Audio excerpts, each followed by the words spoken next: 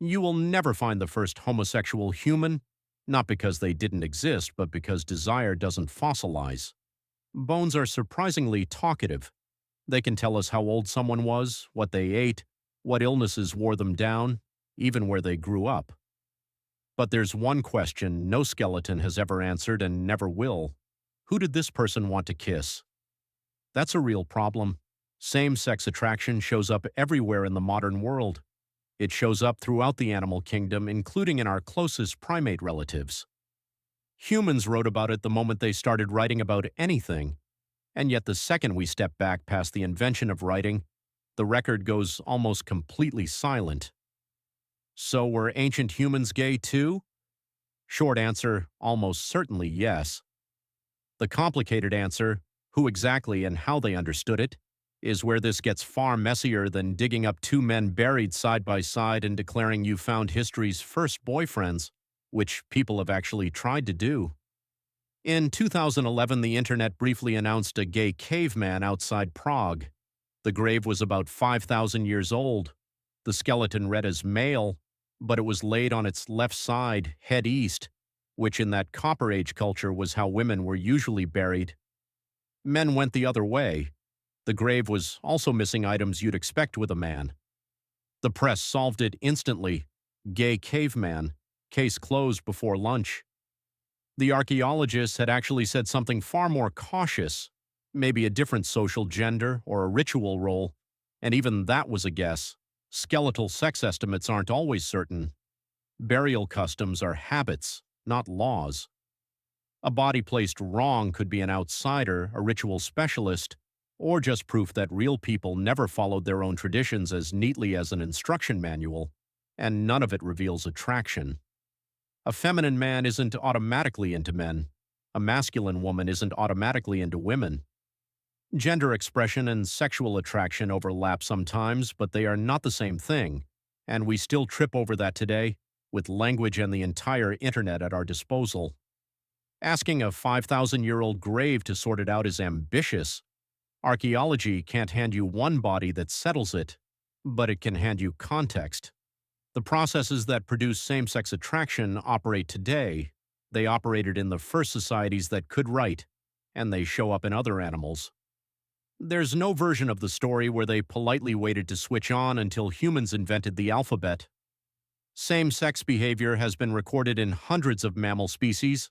One 2023 study logged it across 261 of them and found it especially common in primates.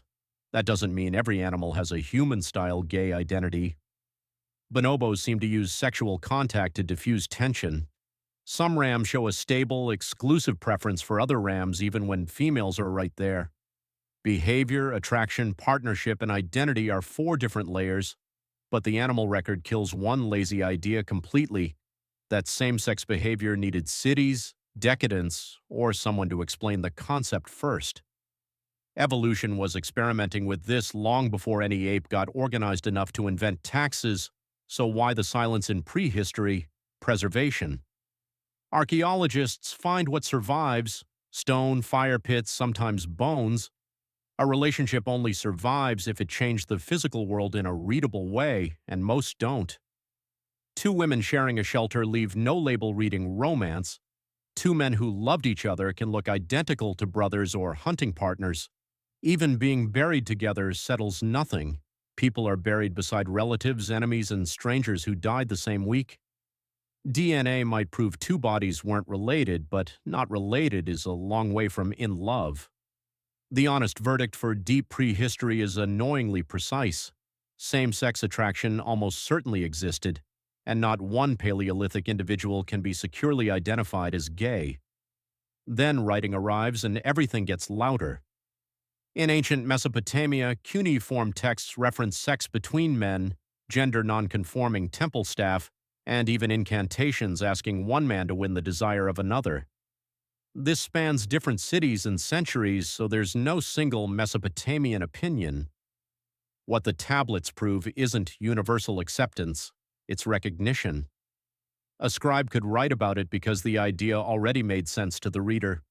Laws don't bother regulating things nobody can picture. Egypt gives us something more tender.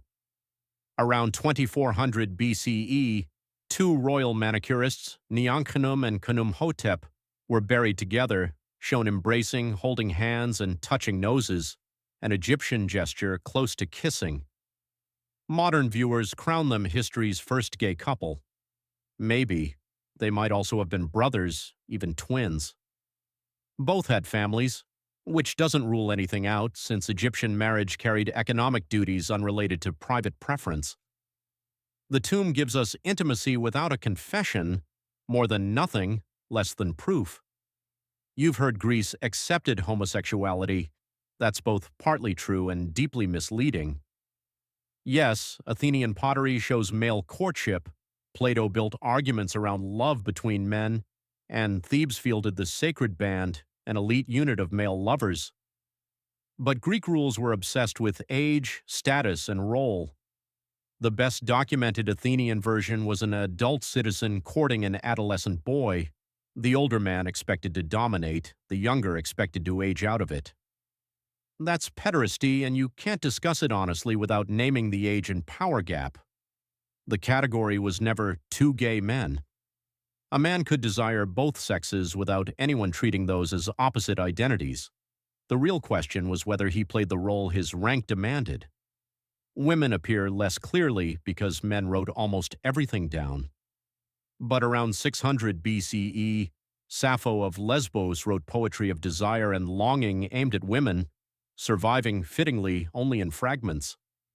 Her work isn't a modern coming out, but explaining away every line as purely ceremonial takes its own impressive denial. Rome took all this and turned it into blunt power.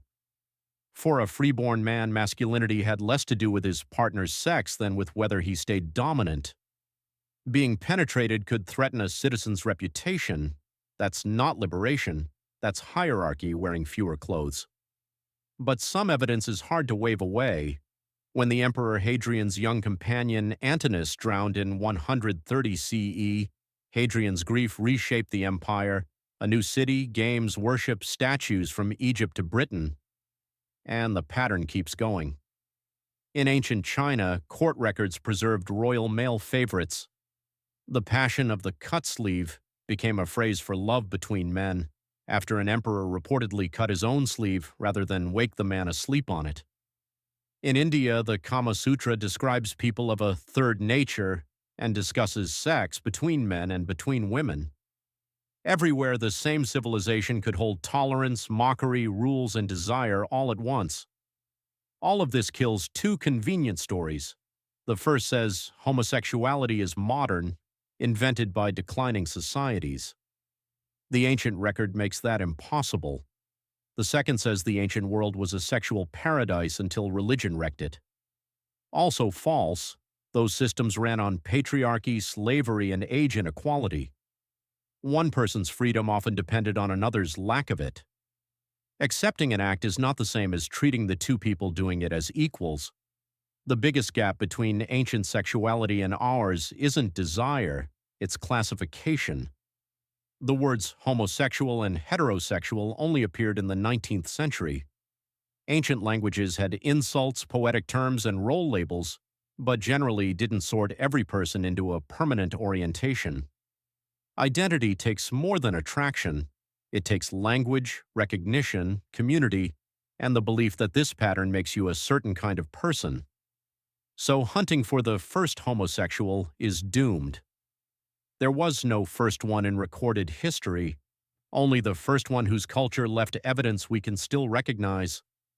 Before Sappho wrote, women loved women. Before an Egyptian carved two men touching noses, men embraced men.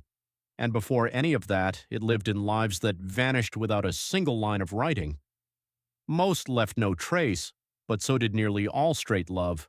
Nobody can name the first heterosexual couple either. History doesn't preserve ordinary intimacy. It preserves monuments, scandals, and whatever the wealthy paid to carve in stone. Were ancient humans gay too? Yes, just not always in the exact shape the modern word implies. The capacity is far older than its name. What changed wasn't desire. What changed was how each society decided to sort it. The earliest humans never needed a word for it to feel it. All they needed was the same complicated brain, the same capacity for attachment, and the same stubborn habit we've never shaken, falling for someone the world around us had no plans for.